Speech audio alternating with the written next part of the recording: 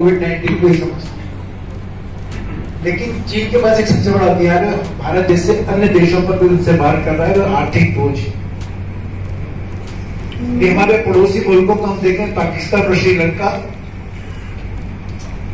तो चीन ने पाकिस्तान में वहां की भूमि पर, रोडों पर और इलेक्ट्रॉनिक संसाधनों पर जो निवेश किया है वो भारी निवेश किया है, और वही कारण है कि भारी निवेश होने के कारण पाकिस्तान उस निवेश को चुका नहीं पा रहा है, और इसलिए वहां की भूमि को उसने लीज पर लिया है, काफी लंबे समय की लीज पर लिया है। दूसरी जानकारी पड़ोसी मुल्क की मैं कहूं तो वो है श्रीलंका, और श्रीलंका में आप यदि कहें तो हम्बन टोटा करके जो बंदरगाह है वहां पर चीन ने निवेश किया, और निवेश काफी भारी था, काफी बड़ा निवेश था। श्रीलंका भी उसको चुका नहीं पा रहा, इसलिए चीन ने उसको 100 साल की लीज पर ले लिया। तो कहीं ना कहीं चाइना जो जिस तरह से काम कर रहा है वो यही कर रहा है कि कैसे ना कैसे भारत जैसे मुल्कों को वो अपनी गिरफ्त में ले सके। लेकिन भारत एक ऐसा देश है जिसके हमारे प्रधानमंत्री आदरणीय नरेंद्र मोदी जी ने जो आह्वान किया आत्मनिर्भर भारत का, एक बहुत बड़ी हमारी बैकबोन बन गई, और इस आह्वान को सभी देशवासियों ने माना भी, और साथ ही जिसको सारी दुनिया देख रही है। एक और भारत अभियान के तहत MSME कल्याण के लिए 16 योजनाएं प्रारंभ करी है। आप लोगों ने भी समाचार पत्रों में लिखा है, हमने भी टेलीविजन पर उसको देखा है। दूसरी ओर गरीबों के लिए, दलितों के लिए, श्रमिकों के लिए और किसानों के लिए कई कारगर कदम मोदी जी की सरकार ने उठाए हैं, जिसके लिए मैं कह सकता हूं कि हर क्षेत्र पर एक नई कहानी को गढ़ने का काम भारत सरकार कर रही है। जब भारत सरकार में आदरणीय मोदी जी ने 12 मई 2020 को घोषणा की थी, और उसके बाद दूसरे दिन ही हम सबने देखा कि हमारे देश की वित्त मंत्री आदरणीय श्रीमती सीतारमण सिंह जी ने जो विषय रखा, और एक दिन नहीं रखा, लगातार 5 दिन रखा,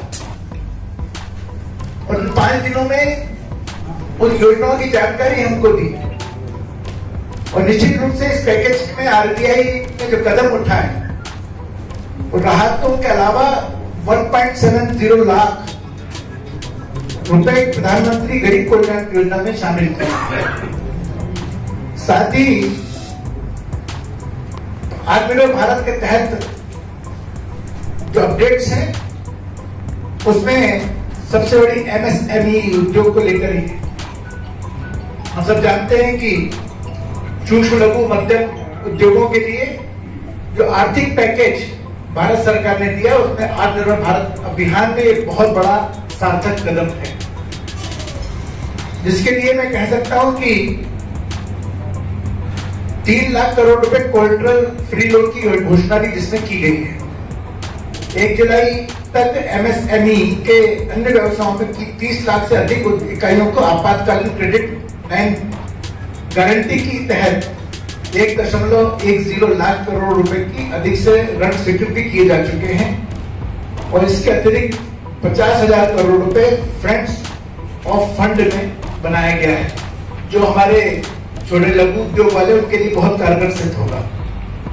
दूसरा, दबाव का सामना करने के लिए MSME को राहत की घोषणा माननीय प्रधानमंत्री जी की सरकार ने की है, उनके नेतृत्व वाली सरकार ने की है। दबाव का सामना करने के लिए 2 लाख MSME अतिरिक्त क्रेडिट सुविधा प्रदान करने के लिए 20,000 करोड़ क्रेडिट गारंटी की योजना शुरू की गई। सरकार ने इसके लिए 24 जून 2020 को डिस्ट्रिक्ट एसेट्स फंड सब ऑर्डिनेट को लॉन्च भी कर दिया। ऐसी यदि मैं कहूं तो सूक्ष्म निर्माण और सेवाओं की परिभाषा का भी बदलाव किया गया है। आत्मनिर्भर भारत की घोषणा जो की गई, उसके छोटी इकाइयों के लिए यह सीमा बढ़ाकर 10 करोड़ से 50 करोड़ कर दी गई, और मध्यम इकाइयों के लिए निवेश की सीमा 20 करोड़ रुपए से बढ़ाकर 100 करोड़ रुपए कर दी गई।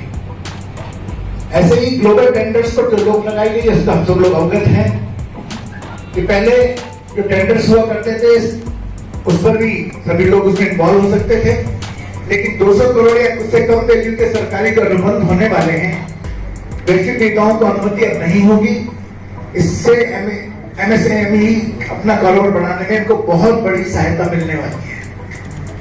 उद्योगों और श्रमिकों के लिए ईपीएफ सपोर्ट योजना प्लान की है, एनबीएफसी के लिए आंशिक ऋण योजना प्लान की है और प्रधानमंत्री गरीब कल्याण योजना ये बहुत ही कारगर योजना है, क्योंकि कोरोना संक्रमण काल से देश के जो गांव गरीब मजदूर थे, किसान थे, उनकी मदद करने के लिए आदरणीय प्रधानमंत्री जी ने 1.70 करोड़ रुपए की घोषणा की है। इसके तहत प्रधानमंत्री कृषि सम्मान निधि की अग्रिम किस्त किसानों के खाते में भी जमा कर दी गई है। महिला जनधन खातों के अकाउंट में 500 रुपए की किस्त डाली गई। उज्ज्वला योजना के तहत भी हम सबको पता है कि 5 करोड़ से अधिक महिलाओं को गैस के 3 सिलेंडर मुफ्त दिए गए। इसमें दिव्यांग भी, विधवा भी और बुजुर्गों को भी 1000 रुपए की आर्थिक सहायता की गई। प्रधानमंत्री गरीब कल्याण अन्न योजना, जिसके संदर्भ में आपको बताया कि संक्रमण काल में ऐसे लोग जो जिनके पास रोजगार छिन गया था, काम पे जा नहीं पा रहे थे, घर में बैठे हुए थे, लॉकडाउन में थे, उनकी व्यवस्था भी सरकार ने की।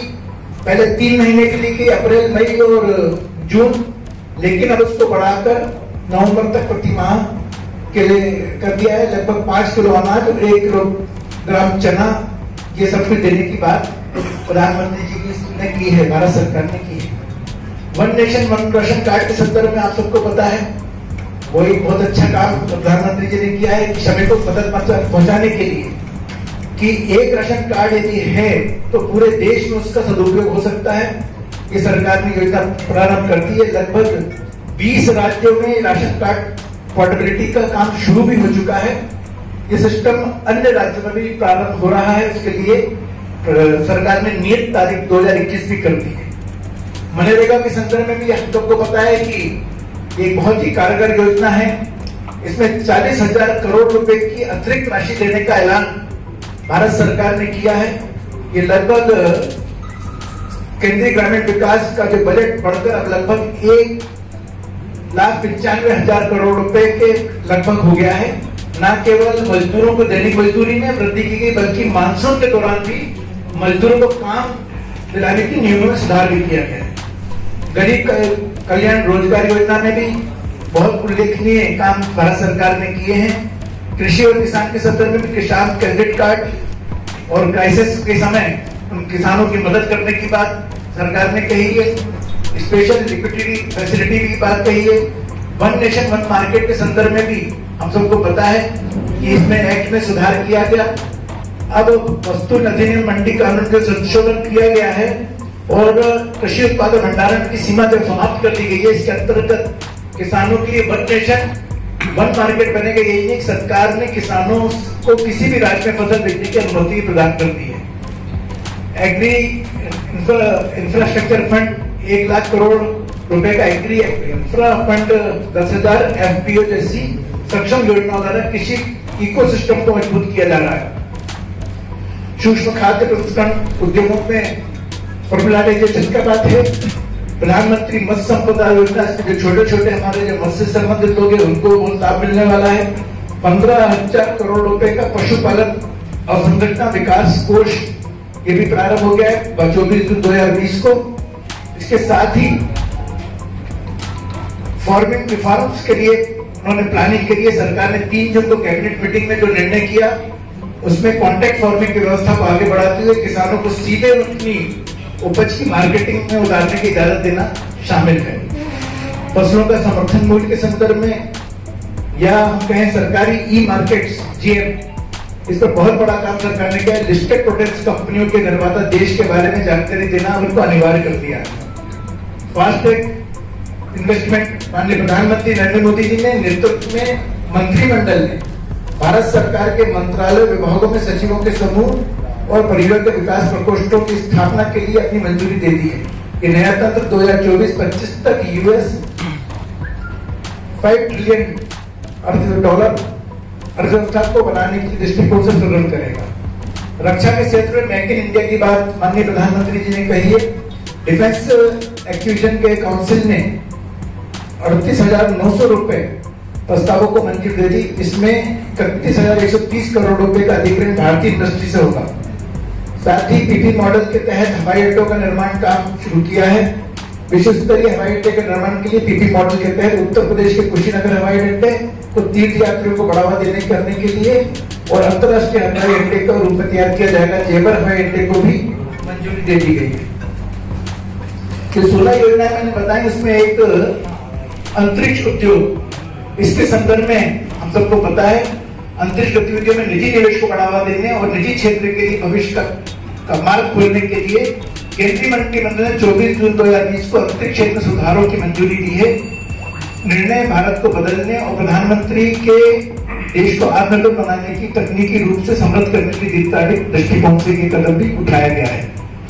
वो वोकल फॉर लोकल, ये माननीय प्रधानमंत्री जी ने संपूर्ण काल में ये बात जो कही थी, अब धीमे धीमे इस पर इम्प्लीमेंट शुरू हो गया है।